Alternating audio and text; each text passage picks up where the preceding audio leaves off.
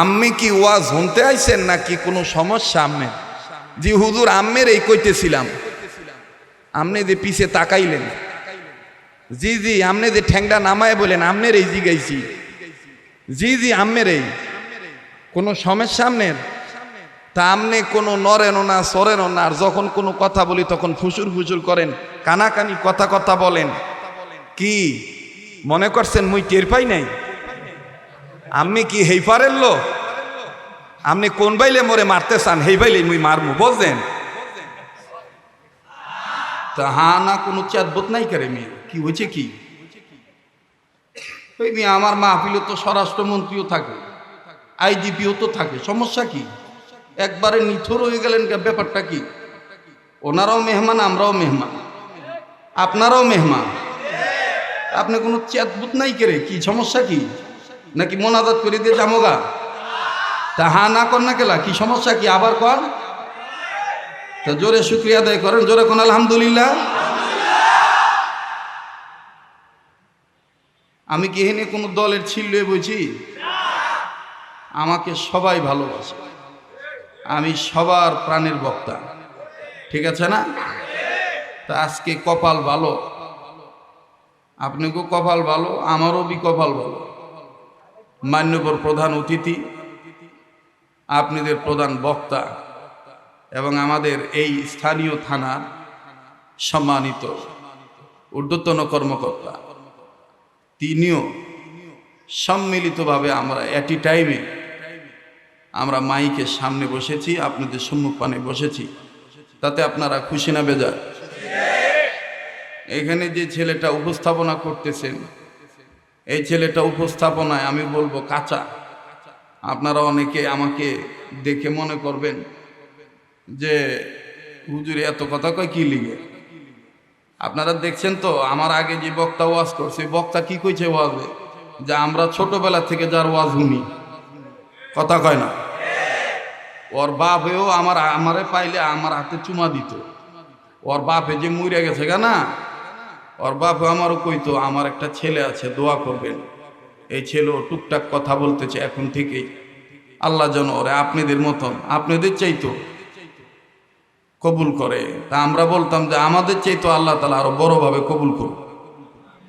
তো আলহামদুলিল্লাহ আজকে আইসা ওরে দেখে আমার কলিজাটা ভরে গেল যে বাবার দোয়ায় এবং আলেমদের দোয়ায় আল্লাহ তাআলা তাকে কিছু হইলেও কথা বলার সুযোগ দিয়েছেন। কথা বলেন ঠিক কিনা? তো আজকের মাহফিলের মান্যবর শ্রদ্ধেয় ওলামায়ে কেরাম, শ্রোতা মণ্ডলী, যে ছেলেটা উপস্থাপনা করেছে সে আসলে একটু স্বাগত দিত হতো। মান্যবর প্রধান অতিথি যেহেতু আসছে, একটা কথা মনে রাখবেন, আমাদের ওয়াজ মাহফিলে একটা ফেতনা ছড়াছড়ি হয়। কোনো ব্যক্তি ওয়াজের মাঝখানে বা আসলে কথা বললে অনেকে বিরক্তি মনোভাব দেখায় বলে যে বক্তারে দেন, বক্তারে দেন, এরকম বলে না? হট্টগোল লেগে যায়। একটা কথা মনে রাখবেন, সুন্নত খালি টুপিদারি রাখার নাম নয়। সুন্নত কিন্তু আপনার জন্ম থেকে শুরু করে কবরে যাওয়া পর্যন্ত সকল জায়গার রাসূলের সুন্নত মানা দরকার। কথা বলে না? কেমন বলেন তো? মেহমানকে ইজ্জত করা কি? কথা বলে না? আবার বলেন, আরেকবার বলেন। তো আজকে আমি মেহমান, ওনাদের এখানে না।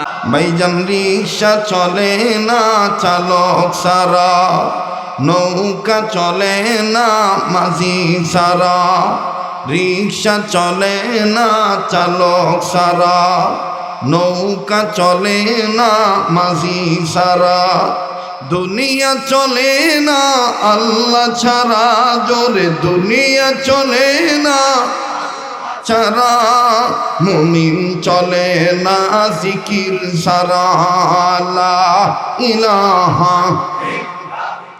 জোরে লা ইলাহা, আরো জোরে লা ইলাহা ইল্লাল্লাহ, লা ইলাহা। ভাইয়া হাতে করে হাতের কাম, পায়ে করে পায়ের কাম,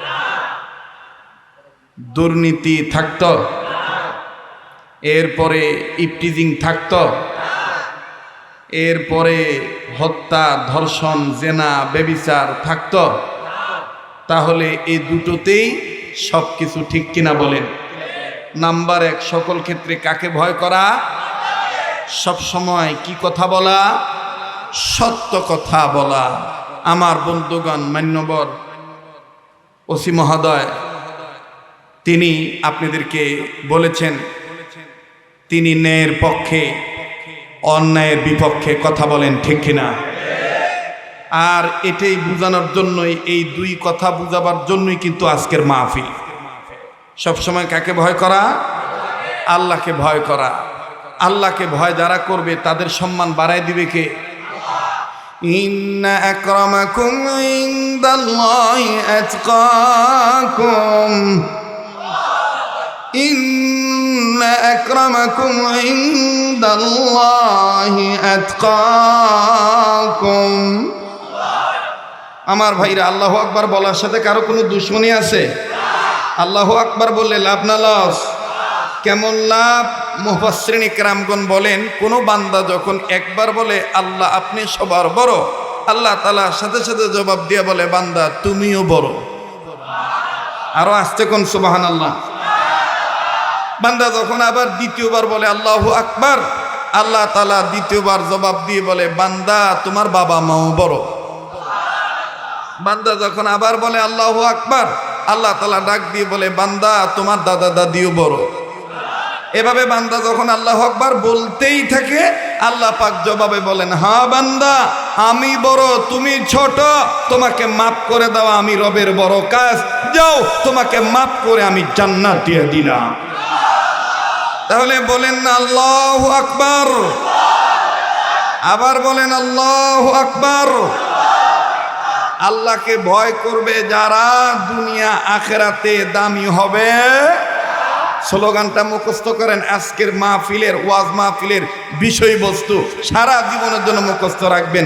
আল্লাহকে ভয় করবে সকল ক্ষেত্রে যারা, দুনিয়া আখেরাতে সবচেয়ে দামি হবে। মুসলমান ভাইরা রে আমার, বন্ধুগণ কোনো দিকে কোনো নজর নাই।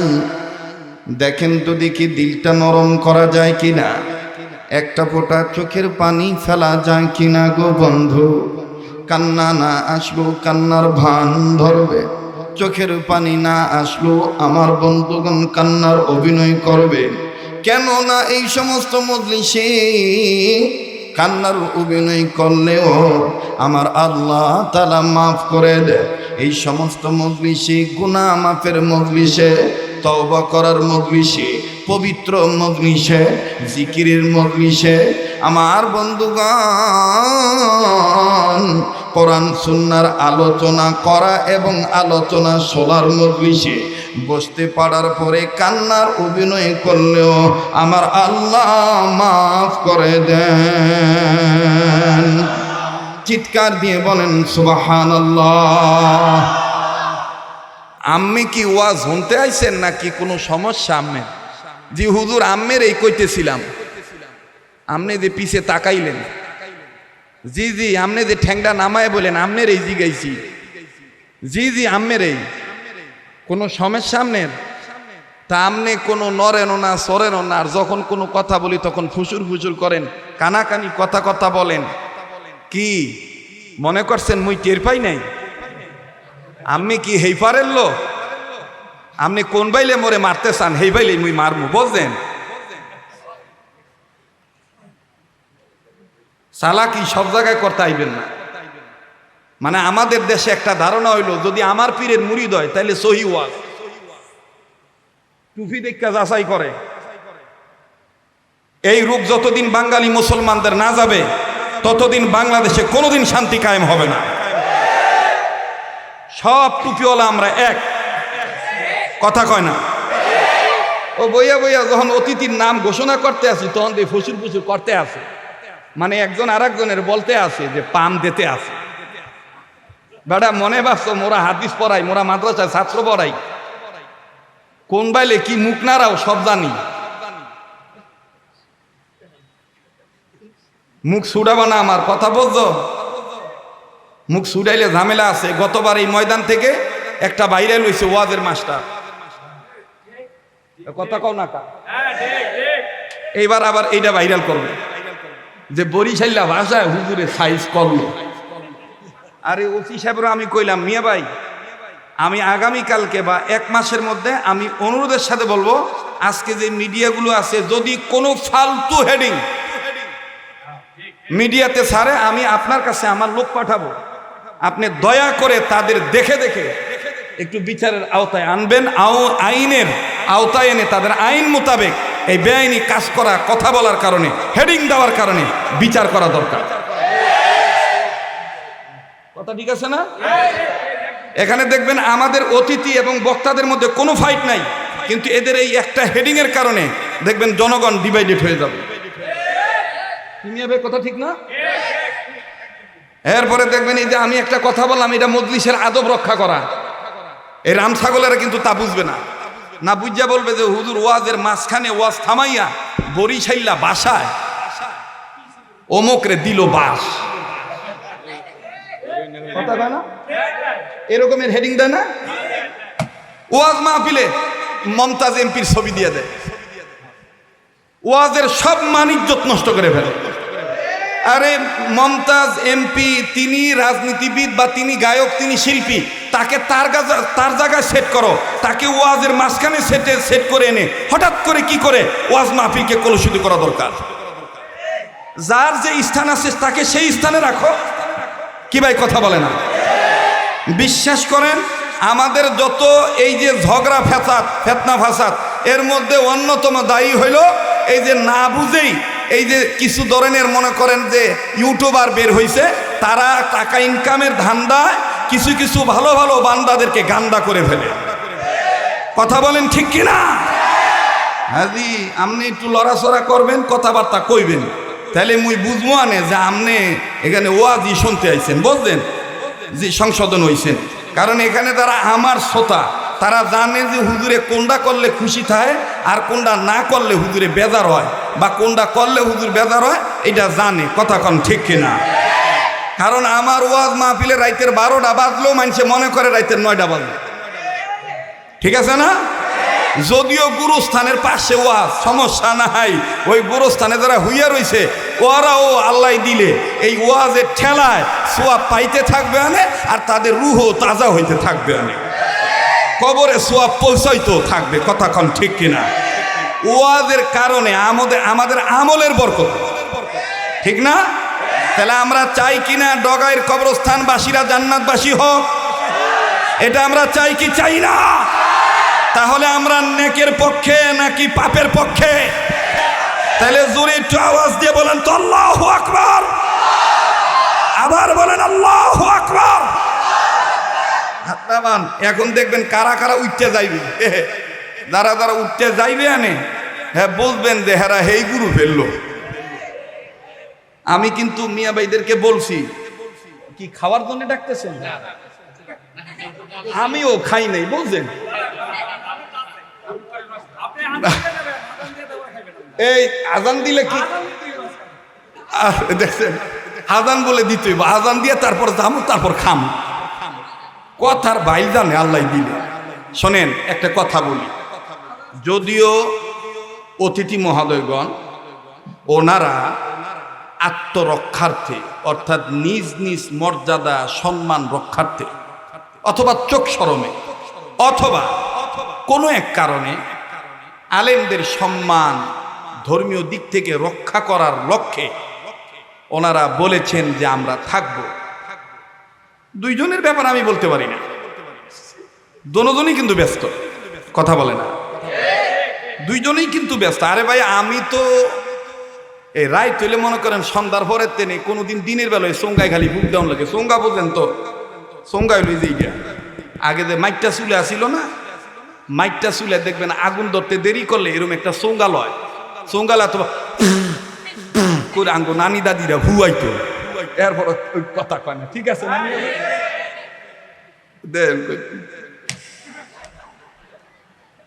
জি জি, এইটা হইলো আমরা এই দিনে অথবা রাইতে ধর্মীয় দিক থেকে এই দায়িত্বটা পাই। কিন্তু ওনারা জনপ্রতিনিধিগণ এবং প্রশাসনিক কর্মকর্তাগণ, ওনারা 24টা ঘন্টা ওনাদের একটা দায়িত্ব থাকে। কোথায় কি হয় চৌকান্নতা পালন করো, দায়িত্ব পালন করো। যেখানে সিরিয়াস, যেখানে আনসিরিয়াস, মানে উভয় জায়গায় দেখো, এটা তোমার দায়িত্ব। কাজী ওনারা হয়তো বা আপনাদের কারণে বা আমাদের কারণে উঠতে একটু ইতস্তবোধ হচ্ছেন। এই জন্য কিন্তু আমি আগে ইশারায় বলে রাখছি, ওনাদেরকে রুখসত দিয়ে রাখলাম, এটারে বাংলায় কয় ছুটি দিয়ে রাখলাম, এবং বাংলায় কইছি যে আমাদের কোনো কিছু থাকবে না। ইংরেজিতে এটারে কয় আই হ্যাভ নো অবজেকশন।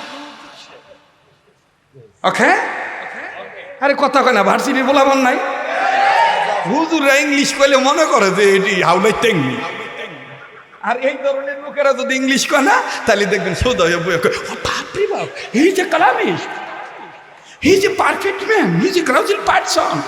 আর আমগো মতন লুঙ্গি ভইরা যদি ইংলিশ কই না, তাইলে মনে কর যা হাওলাত করে কইতাছ। He is a idea, wrong idea. Idea তোমার ভুল। লুঙ্গি পরা মফিজও অনেক সময় আমেরিকার এমপি হওয়ার যোগ্যতা রাখে। কথা বলেন ঠিক কিনা? যেটা প্রমাণ করেছে এই সরকারের আমলে, বর্তমান সময়ে। কথা বলেন ঠিক কিনা? যে বাঙালি মায়ের সন্তানেরাও আমেরিকায় ক্ষমতা চালানোর এবং আমেরিকায় নাগরিক তৈরি করা, আমেরিকায় কোর্ট কাছারি চালানো, আমেরিকায় জিম্মাদারি যে কোনো দায়িত্ব পালন করার জিম্মাদারি তারা রাখে, যোগ্যতা তারা রাখে। কথা বলেন ঠিক কিনা? কাজেই আমাদের কোনো অভিযোগ থাকবে না। I have no objection. যাইতে পারেন আমার ভাইরা। যদি আমরা জানি আপনারা ব্যস্ত, তবে আজকে আপনি আশাতে, আমরাও আশাতে। এই মিয়া ভাই, সবাই জানে যে আমি এই রকম, আমি সব ধরনের মানুষের সাথে মিশা মানুষ। আর এই লেগে অনেক মানুষ আমারে দালাল কয়, আলাল কয়, কেউ দুলাল কয়। দুলাল বোঝেন তো? দুলাল হইলো যারা জামাই আদরে থাকে, হ্যাঁ করে কয় দুলাল। আর আলাল কয় যারা হঠাৎ মাথা ঢুকায়। কথা বোঝেন? হঠাৎ মাথা ঢুকায়, এটার কয় আলাল। আর দালাল তো বোঝেন। দালাল আমাগো এক গ্রুপের, এক ধরনের গ্রুপ আছে আর কি। কোনো কথা যদি মানে সুন্নত মোতাবেকও কই, এরা কখনো মানে বড় আলেম টালেম বোঝে না।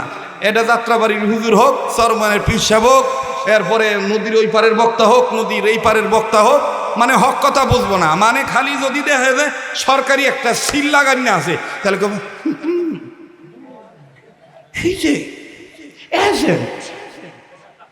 দালাল। বুঝলো না, বুঝলো না, দালাল। আরে বেটা, এইটা সুন্নত। ফিতনা থেকে নিজে বাঁচা, জাতিকে বাঁচানো, এটাই সুন্নত। এটার নাম সুন্নত নয় মাইক পায়া হাউকাউ করা, পরে মারামারি লাগলে আর খবর নাই।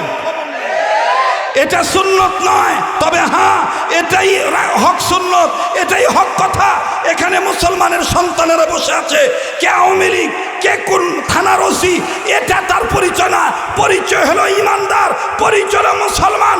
যদি কেউ আমার নবীকে গালি দেয়, যদি কেউ আমার টুপিদারিকে অপমান করে, যদি কেউ কালেমাকে অস্বীকার করে, কালেমার পতাকাকে আগুন ধরাইতে চায়, তাহলে আমরা যে রাজনীতি করি না কেন ওই দিকে তাকাবো না। ধর্ম আমার ইসলাম, ইসলামের পতাকা রক্ষা করার জন্য ইমানের গায়ে আগুন লাগিয়ে দিয়ে ওই বাতিলের মাথায় আগুন লাগাতে আমরা দ্বিধাবোধ করব না।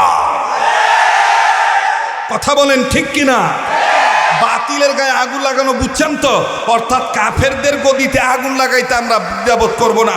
যদি আমাদের কালেমাকে কেউ অস্বীকার করে, কেউ টুপিদারিকে অপমান করতে চায়, কেউ যদি আমার বন্ধুগণ মুসলমানদেরকে গালি দেয়, কথা বলেন ঠিক কিনা? এতে আমাদের পরিচয় আমরা সবাই এক। কথা বলেন ঠিক কিনা? তাহলে হাত তুলে দেখান কারা কারা ধর্মের পক্ষে, ইসলামের পক্ষে, নবীর পক্ষে, কোরআনের পক্ষে, মানবতার পক্ষে কারা কারা এক। নারায়ে তাকবীর। কোরআন হাদিস যেখানে, আলেম ওলামা যেখানে, হালাল আছে যেখানে, কোরআন সুন্নাহ যেখানে, ওলি আল্লাহ যেখানে, ফিতনা আছে যেখানে, ঝগড়াঝাটি যেখানে, শান্তি আছে যেখানে, নারায়ে